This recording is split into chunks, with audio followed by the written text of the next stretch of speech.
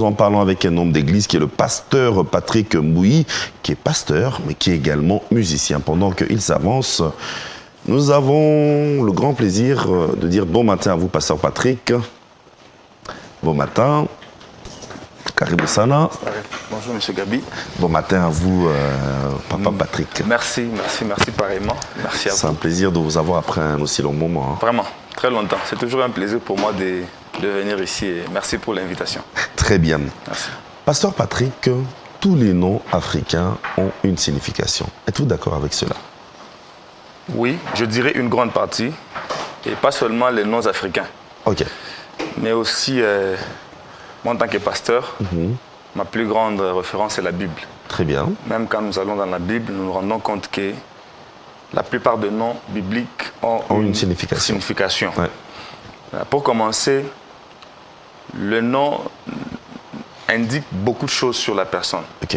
Juste par le nom d'une personne, vous pouvez savoir d'où il vient, quelle est son origine ethnique, tribale, même sa race. Parfait. Alors, on fait un petit exercice ce matin. Lorsqu'on vous dit... Ok, volontiers. Vous attendez un invité. Ouais. Et puis, vous ne le voyez pas. Voilà. Vous lui tournez le dos. Et puis, on vous dit, il s'appelle Vladimir Poutine. Oui. Consciemment, vous vous attendez à voir quel genre de personne? Un noir, un black? C'est évident. Vladimir Poutine, un blanc avec cheveux blancs à l'allemande, quoi. Automatiquement. Déjà, juste rien que par son nom, vous pouvez déterminer ou vous pouvez essayer de deviner. Qu'est-ce que je veux dire? Voilà, vous pouvez deviner d'où il vient, qui il est. Alors, vu que les noms indiquent d'où tu viens, ton ethnie, ta race, et chaque race a des habitudes, chaque race a des interdits, chaque ethnie. Et c'est comme ça que les noms arrivent à avoir de l'influence sur une personne. Ah, très bien. Là, c'est déjà... Nous allons sans doute en parler dans notre débat de congolité. D'accord. En fonction de quoi, les parents, lorsqu'ils ont une petite fille qui vient de naître en famille, un petit garçon, en fonction de quoi on donne le nom à une personne? Serait-ce en fonction de la circonstance vécue, la situation dans laquelle cet enfant est né, peut-être qu'elle vous a trouvé en circonstance de souffrance ou tout ça? Serait-ce à cause du fait que pendant que la maman attendait famille, il y a pratiquement un oncle qui a été très présent et qu'on veut reconnaître, c'est par reconnaissance, ou encore on veut prévenir l'avenir de cet enfant en accordant le nom à cet enfant? En fonction de quoi on accorde le nom à un enfant? En tout cas, les temps ont changé. Ok. Actuellement, je ne sais pas dire le pourquoi les parents donnent les noms à leurs enfants, mais dans les temps anciens, c'est vrai que je ne suis pas aussi vieux que vous le croyez, mais j'ai assez vécu pour interroger l'histoire et voir ce qui se passe. Dans les temps anciens, c'était d'après les circonstances. Vous voyez? Lorsque, par exemple, dans les circonstances dans lesquelles l'enfant est né étaient tragiques, très bien. Les parents pouvaient donner des noms comme Makila Mabé, ah oui, Mateso, vous voyez, Mawazo. Si les parents étaient tout le temps inquiets, même dans la Bible. Vous savez que lorsque l'enfant du sacrificateur Élie est mort, sa femme était enceinte. Et quand on annonce à la femme la douleur de la mort de son mari, et la Bible dit qu'à cause des chagrins, elle a mis au monde prématurément. Et la Bible dit qu'elle a donné à l'enfant le nom de Ikabod. Ah oui. La gloire est bannie d'Israël. Pourquoi? Parce qu'à ce moment-là, l'arche a été prise par les Philistins. Vous voyez que les circonstances ont influencé le nom. Okay. Mais actuellement, ce n'est pas toujours évident. Actuellement, c'est beaucoup plus la sonorité du nom. Lorsqu'il sonne bien. Ça sonne bien, et ainsi de suite. Mais il y a aussi des gens qui veillent à ce que les noms concordent avec les circonstances. Très bien. Mais d'autres aussi, actuellement, ils ne donnent pas le nom en regardant les circonstances, mais plutôt en prévoyant l'avenir de l'enfant. De l'enfant, très bien. Ceux-là qui savent déjà que les noms ont de l'influence, ils se disent, eh ben, moi j'aimerais que mon fils soit tel, mon fils soit chrétien, mon fils soit comme ça. Alors, ils donnent un nom qui pourra influencer l'avenir de l'enfant. Très bien. Voilà plusieurs raisons qui... Alors, le nom est, apparemment, on vous entend donc, important. Très important. Pour une personne. Oui. lorsque, d'ailleurs, je vais me référer à l'une des écritures, à un verset biblique également, comme vous l'avez dit, Bartimée signifie fils de Timée, Exactement. qui n'a pas été reconnu, qui n'a pas reçu un nom de ses parents et tout ça. Exactement. Qu'est-ce qui se passe lorsque, en réalité, on néglige l'importance d'un nom qu'on donne à un enfant, ou encore, du moins, cette question, je la pose en deux volets, quelle est l'importance du nom qu'on reçoit? En fait, comme je viens de le dire tantôt, le nom peut avoir de l'influence. Je dis bien, j'emploie le mot peut, parce que ce n'est pas toujours évident. Ok. Je connais un ami frère, qu'il m'excuse, qu'il me pardonne de le dire devant la caméra, mais il s'appelle Moutadjiri. Ah oui. Mais il souffre. Il n'est pas aussi riche que son nom l'indique. Certains Richard Voilà. sont pauvres. Richard sont pauvres, voilà, comme vous voulez dire. Ce n'est pas toujours évident. Ouais. Mais je dirais plutôt que c'est l'un des facteurs majeurs qui peuvent jouer sur l'avenir d'un enfant. Ok. Négliger le nom de l'enfant revient à prendre à la légère l'identité de votre enfant. Très bien. Pas seulement le nom, mais aussi la personne qui portait ce nom-là avant. Ah oui. C'est très important. Pourquoi? Est-ce qu'il existe des liens de noms, un truc de ce genre? Exactement. Lorsque vous donnez le nom à quelqu'un, en tout cas, l'expérience, la petite expérience que j'ai, je suis père de deux enfants. Merveilleux. Alors, ma première fille, quand elle est venue au monde, je lui ai donné le nom de Amazing Grace. Ok. Amazing. Ah oui, vous avez importé. Exactement. Alors, On en parlait ce matin. j'ai importé son nom. Et ce que j'avais choisi comme nom, c'est plutôt le Amazing, Ok. qui veut dire merveilleuse, qui veut dire tout ce qui est bien, quoi. Alors, en grandissant, Oui. nous avons tous eu l'impression qu'elle était un peu merveilleuse. Elle est toujours, Ouais. parce qu'elle faisait des choses qui sortaient un peu presque de L'ordinaire. l'ordinaire. Je vous donne quelques exemples. Elle a, à 4 ans, à 4 mois plus tôt, elle avait déjà 4 dents. Et à 8 mois, elle Ok. avait 8 dents. Ok. Quand on arrive à l'hôpital, on dit au médecin, non, non, voilà, elle a 8 mois, elle a 8 dents. Le médecin dit, mais c'est pas possible. J'ai dit oui. Quand le médecin ouvre la bouche, il compte, c'est 8. Et puis il dit, le médecin dit, mais elle est vraiment amazing comme son nom l'indique. Par moment, Non. le nom peut avoir des répercussions. 1, de 2, j'ai vu que ma fille elle est en train de prendre, ou elle a les caractères similaires à sa magina, comme on dit en Swahili. Ok. Ouais. Et c'est pour cela aussi que j'avais préféré lui donner son nom, parce que j'admirais le caractère de ma maman. Vous voyez? Alors, j'aimerais dire que les parents qui négligent le nom de leurs enfants, ils sont en train de négliger en quelque sorte l'identité de leurs enfants. Et par conséquent, leur avenir aussi peut être intimement lié. Très bien. Vous connaissez l'histoire de Jabez dans la Bible. La Bible dit que Jabez a fait une prière. Il a dit à Dieu, si tu peux élargir mes limites, si Très tu veux bien. me délivrer de la pauvreté. Oui. Maintenant, Jabez veut dire souffrance. Ok. Et la Bible dit qu'il a été enfanté dans la douleur. Et c'est comme ça que sa mère, Il a donné le nom de Jabez. Jabez, qui veut dire douleur, souffrance. Vous avez vu que son nom a eu de l'impact sur lui. Justement. Alors, pasteur, c'est là que ça rejoint pratiquement l'affirmation que nous avons portée aujourd'hui. Devrons-nous connaître la signification de nos noms? Tout Oui. le monde doit. Est-ce que tout le monde doit connaître? Tout le monde, c'est impératif. Et moi, j'irai plus loin. Nous devons aussi chercher à connaître qui ont porté ce nom avant nous. Ok. Qui étaient-ils? Quel genre de vie ils ont mené? C'est très important. Très bien. Et qu'est-ce que vous faites de ces personnes qui, leur nom est un nom composé? Oui. En réalité, ça n'a pas une signification. Qu'est-ce qu'on fait? Est-ce qu'on accorde une signification à ce nom? Parce que c'est un nom composé. Prénom Patrick Mbouyi, pasteur Patrick Mbouyi, Pambou, ça a été donné à quelqu'un comme ça. Mais qu'est-ce que la personne fait lorsque le nom est composé, qu'on ne connaît pas de signification? Commençons par le rendre simple. Alors, commençons par connaître la signification de chaque partie avant de le relier. Comme vous l'avez dit, Pambou. Il y a pas, il y a Mbou. Pas, c'est Patrick. Qui veut dire Patrick? Très bien. Mbou Ok. veut dire quoi? Et qui ont porté ce nom-là avant l'enfant. Vous voyez, c'est très important. Moi-même, j'en ai vécu à l'école. Mon poste-nom, c'est Tchingou. Alors, je ne savais pas, à l'époque, je n'étais pas chrétien, C'est vrai, je suis élevé dans l'éducation chrétienne, j'ai grandi à l'église, mais je n'étais pas encore chrétien. Il y avait le mouvement des Rose-Croix à l'école et tout et tout. Très bien. Alors, moi, j'avais la facilité de saluer les gens là des Roses chrétiens pendant les interrogations et j'avais pas de répercussions. Ok. Et la nouvelle s'est répandue dans la salle que j'étais aussi Rose chrétien parce que moi, je savais pas les effets et moi, je ne savais rien.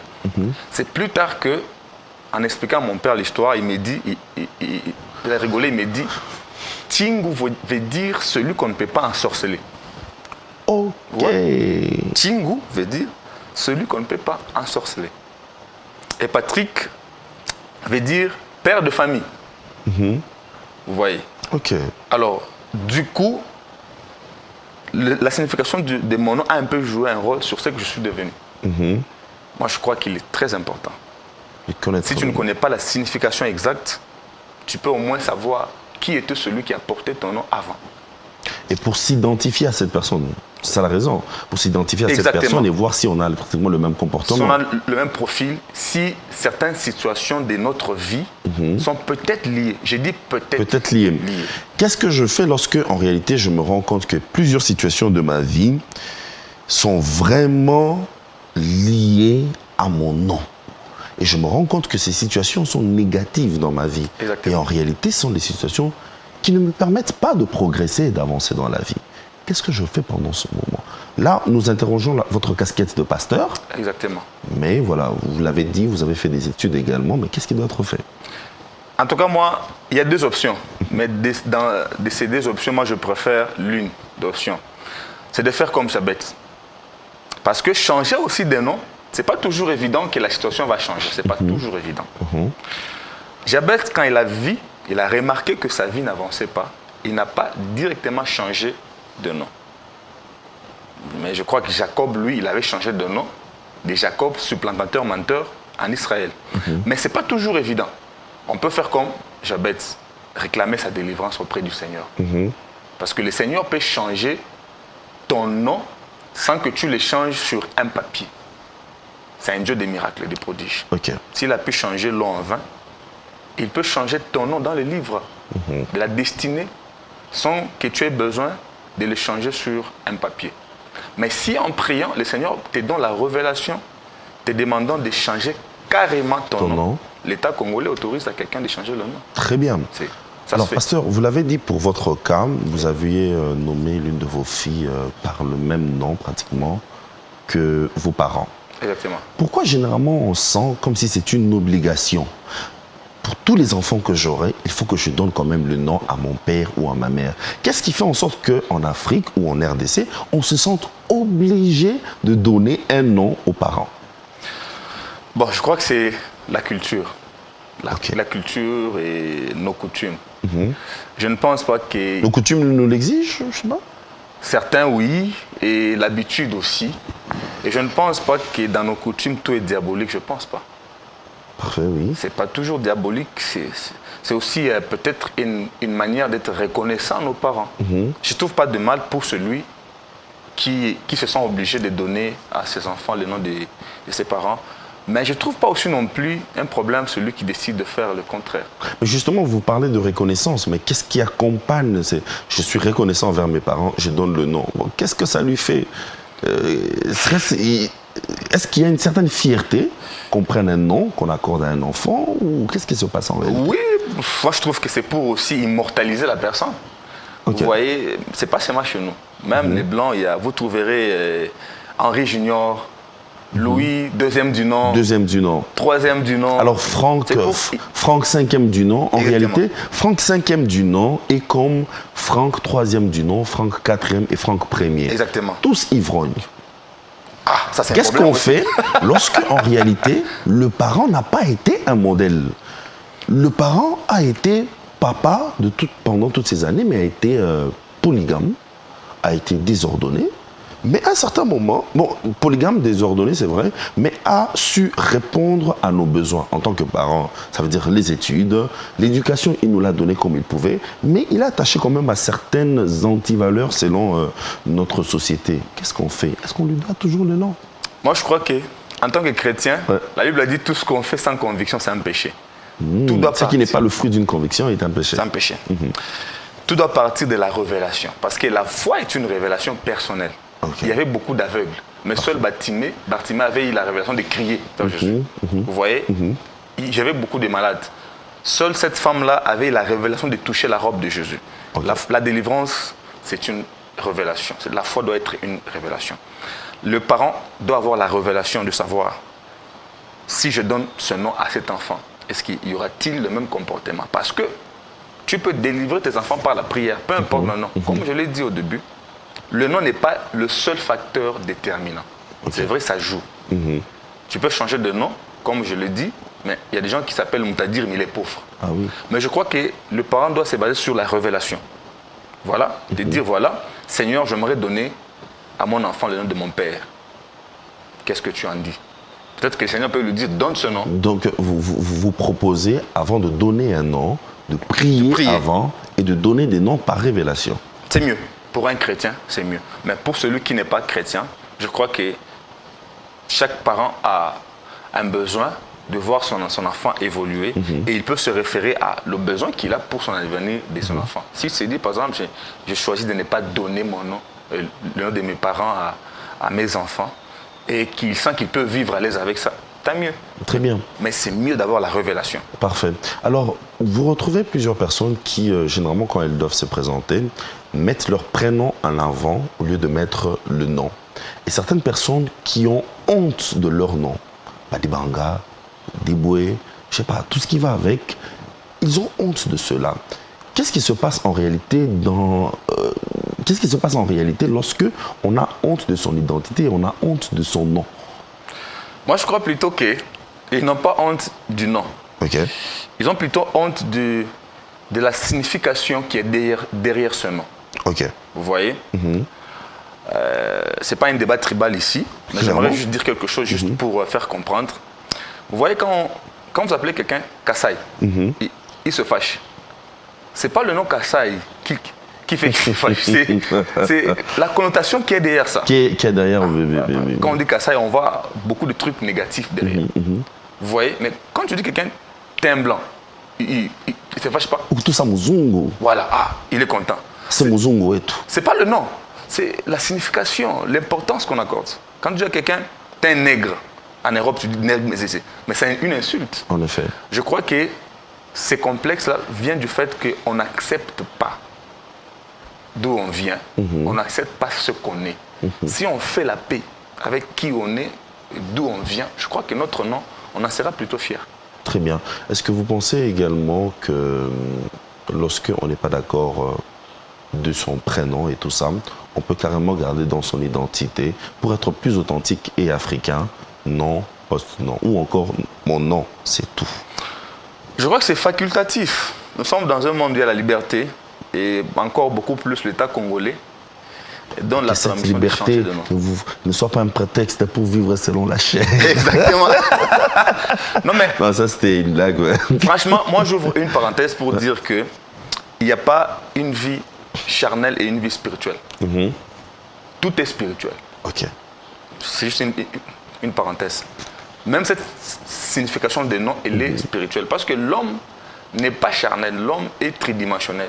L'âme, l'esprit et le corps. Et les deux marchent ensemble. Il n'y a aucun moment où l'âme va aller à gauche, l'esprit, ça marche ensemble. Tout commence par être spirituel. Alors, pour revenir, si tu as honte de ton nom, le problème, ce n'est pas le nom.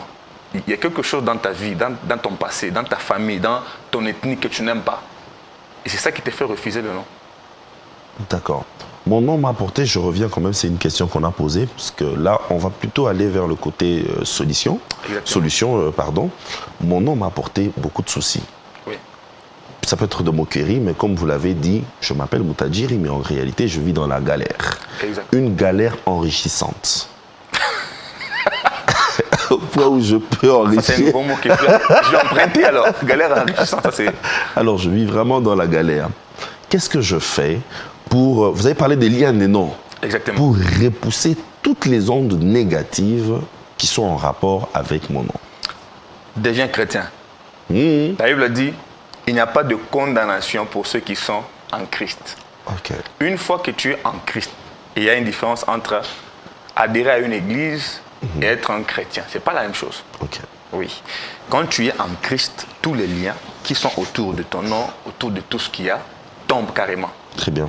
C'est comme ça qu'en devenant chrétien, que le Seigneur peut te donner la révélation de savoir, change carrément de nom ou garde ce nom, mais je t'ai déjà délivré. Le cas de Jabez, parce que les deux cas existent. Jacob, c'était son nom qui devait être changé. Et Jabez, lui, n'a pas changé de nom. En effet. Mais il a réussi la délivrance parce que la Bible dit, le Seigneur lui accorda selon le désir de son cœur. Très bien. La solution, c'est de devenir chrétien, de recevoir le Saint-Esprit dans son âme. Et la délivrance commence là. Parfait. Mais est-ce que nous devrons être forcément le reflet de notre nom? Nous devons, oui, mais ce n'est pas toujours évident. Parce qu'il y a une différence entre l'idéal que nous devons être et la réalité. Ok. Nous sommes ce qu'est notre nom, mais les gens ne voient toujours pas ou ça ne se manifeste toujours pas. Spirituellement, chaque personne est exactement ce qu'est son nom. Mais dans la dimension du visible, du palpable, ce n'est pas toujours évident. Le cas de la contradiction dont je viens de vous parler. Voilà. Je connais quelqu'un qui s'appelle Shalom. Shalom. Mais c'est un foudiard. C'est pas possible. Partout où il passe, c'est la pagaille. Il s'appelle Shalom. Il laisse la paix du Seigneur. Vous voyez, c'est pourquoi je vous dis, c'est pas toujours évident. Mais est-ce que ce n'est pas un shalom accompagné d'autres choses? Il faut éviter de faire tous les types de mélanges. Parce que, imaginez quelqu'un qui a un nom shalom, oui. Mais tout ce qui vient après là est tellement barbare au point où shalom est consommé dedans. Oui, mais celui dont je te parle, il s'appelle Shalom Nehema. En tout cas. Ah oui, mais Shalom Nehema, comment tu peux être Shalom Nehema? Et voyez, bon, après, il y a aussi beaucoup de facteurs qui jouent. Le nom n'est pas le seul facteur. Ouais. Mais aussi, comme vous l'avez dit, il y a aussi nos noms de famille, qui aussi peut être un bon nom, mais qui est étouffé peut-être par le prénom. Ou le prénom, c'est un bon prénom, et le nom, tout ça, ça forme un labyrinthe il faut aller en profondeur aussi par moment. Très bien. Revenons sur la fierté du nom qu'on a. Est-ce important pour moi de toujours donner mon nom carrément parce que en réalité, je suis fier de cela et je ne dois pas en avoir honte? Oui, comme je vous l'ai dit, chacun devrait être content, être fier de ses origines. Parce que le nom montre nos origines. C'est très important. On n'est pas ce que nous sommes parce que nous l'avons voulu, mais parce que le Seigneur a permis que les choses soient ainsi. Personne n'a choisi de naître dans une quelconque famille. Je crois que la fierté n'est pas du fait d'avoir des avantages liés d'où nous venons ou à notre nom, mais du fait que nous sommes nés, nous sommes nous-mêmes le produit de ce nom-là. Je trouve que chacun devrait être fier. Mais au-delà de cela, chacun est libre aussi de faire ce qu'il veut. Mettre un prénom avant ou après, personnellement, je ne trouve pas ça très important. C'est pas ça qui fait toujours de nous des Africains. Parce que l'Africain, là, de 1800 et quelques n'est plus. Même cette chaise ici en Afrique. Mais si ça ne fait pas de nous Africains, ça nous retire de... Si on doit avoir toujours des prénoms, parfois ça nous retire de nos origines. Parce que, en réalité, ce qu'on nous vole, premièrement, c'est la langue, quoi. C'est comme ça que, pour tous les colons, lorsqu'ils sont arrivés, ils nous ont donné d'abord la langue, la leur, et ils ont voulu qu'on s'identifie, nous, en fonction de ce qu'eux pensent de nous, avec le joli petit prénom. Je crois que, en tant que pasteur, j'aimerais pas aller trop sur ce terrain de la colonisation. J'aimerais rester dans mes cordes pastorales. Ouais. Ce qui est important, c'est que chacun devrait être fier de ce qu'il est. Vous voyez, c'est très important. Mais aussi, à côté, c'est pas aussi mauvais de garder ses origines. Tout ce qui est africain n'est pas sorcier. En effet. Tout ce qui est africain n'est pas diabolique, frère. Tout ce qui est coutume n'est pas toujours synonyme d'un péché. Les Juifs avaient leurs coutumes. Vous voyez, la coutume devient péché quand la coutume devient en contradiction avec la parole de Dieu. Ok. Mais garder son nom, moi je ne vois pas un péché. Être fier de sa tribu, de ses origines, je ne vois pas de péché. Jésus était de Nazareth. Ah oui. Des fois on prie même au nom de Jésus de Nazareth. Comme on peut dire, Au nom Monsieur de Gabi Gabi de Lubumbashi. Il n'y a pas de péché à ça. Ouais. Il n'y a pas de péché. Ah. Moi, je trouve qu'il n'y a pas de péché d'être fier de ses origines, d'être origines. fier de sa culture. Très bien. Ça va de soi. Et c'est Dieu qui a permis que nous soyons ici et c'est normal. Parfait. Alors, pasteur Patrick, il y a des parents qui vous suivent, encore des futurs parents qui auront à donner des noms à leurs enfants. Quelle est la proposition que vous leur donnez pour mieux chercher les noms? Parce qu'il y a des gens qui, parfois, il n'a pas le nom de ses futurs enfants en tête. Il attend qu'une circonstance arrive, une situation, il prend les noms d'un petit bébé, il lui donne à Patrick. Bon, ça c'est chaud quand même, honnêtement. Même si c'est généralement... De nos jours, comme vous l'avez dit, les choses évoluent. La plupart des parents donnent des petits noms mignons. Comment je fais pour chercher le nom de mes enfants? Est-ce que je vais dans un dictionnaire? Je vais chercher. Est-ce que je dois lire des versets bibliques les jours où je tombe sous Japhet? C'est déjà bon? Ou encore, j'attends une révélation? Bon, aux futurs parents, ce que je vais vous dire en tant que pasteur, c'est ayez la révélation de qui est votre enfant, qui est-ce qu'il sera. Ok. Parce qu'à partir de cela, vous aurez une bonne orientation. Alors, c'est à partir de cette révélation-là que le Seigneur peut vous montrer, vous devez donner tel nom biblique, Très bien. vous devez donner tel autre nom, vous devez nommer telle autre personne. Vous voyez, ne liez pas l'avenir de tout un individu, toute une génération, par une circonstance qui était passagère. Parce qu'admettons que ces moments-là, il y avait des troubles dans la famille. Ces troubles sont passagers plutôt. Vous voyez? Maintenant, quand vous liez tout un avenir d'une personne, d'une famille, d'une génération, parce que ne voyez pas votre enfant, mais voyez les enfants, des enfants derrière votre enfant.